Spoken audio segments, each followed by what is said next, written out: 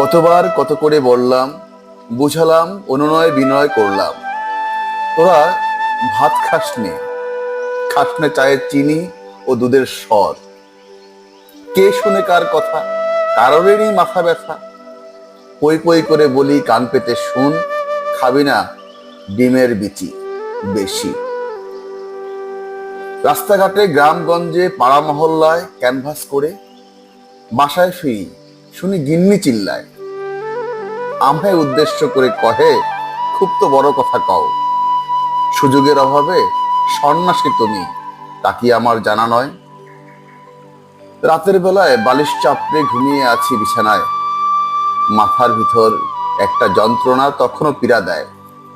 সত্যিই তো, সুযোগের অভাবে সন্ন্যাসী চারপাশে ছড়িয়ে আছে কত, দেখা হয় নেই উন্মোচন করা